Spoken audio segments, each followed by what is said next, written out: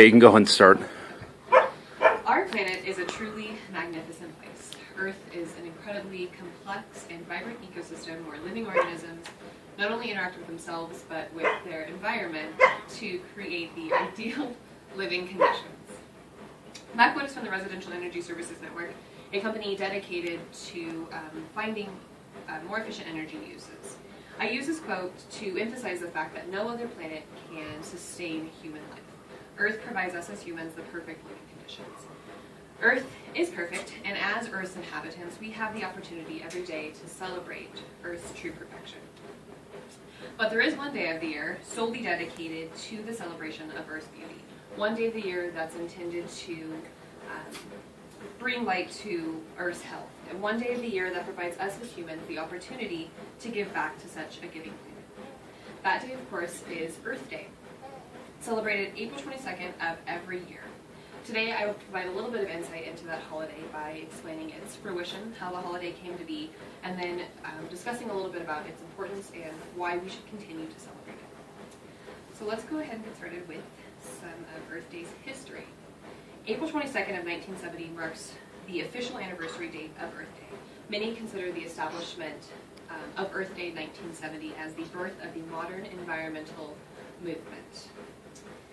According to the Earth Day Network article, Earth Day, History of a Movement, before the creation of this enlightened holiday in 1970, the general population's overall attitude towards the environment was at times careless and even reckless. There wasn't a lot of concern granted towards the effects of certain actions dispatched onto the environment, and during this time a lot of businesses and organizations didn't have the fear or concern of certain litigations or corrupted image due to poor environmental actions.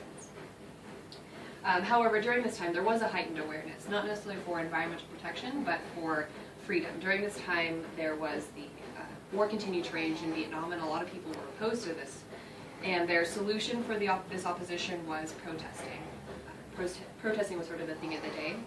Also during this time was the climax of the hippie, peace-loving culture, and a lot of protesters were made up of that. So in 1970, a man named Gaylord Nelson, a Wisconsin senator at the time, decided that what better time to bring awareness to environmental protection than now, when people are willing to take a stand for what they believe is right. So with the assistance of his co-chair, Pete McCloskey, and a national chairman, Dennis Hayes, Nelson was determined to promote events across the entire United States that raised public awareness and concern for living organisms and Earth.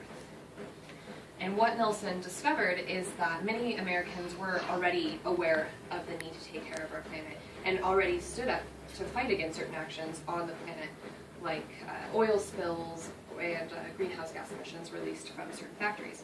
And what Nelson's efforts in creating this movement actually did was simply bring this shared common value to the forefront, allowing for a huge participation in 1970. So over 20 million Americans on April 22nd, 1970 participated in various events across the nation in promotion of environmental protection.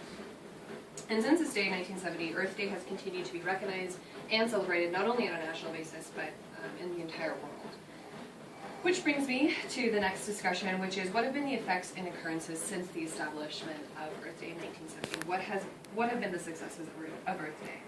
And I think the most important piece to recognize is the political alignment in which Earth Day has. So there are Democrats and Republicans of all demographics that not only buy into this holiday, but also actively participate in it. And it's this political activism that's allowed for the successes of Earth Day. So Earth Day has brought the triumphant creation of the Environmental Protection Agency, as well as the successful passage of the Clean Air Act, the Clean Water Act, and the Endangered Species Act, which are all relevant acts of today.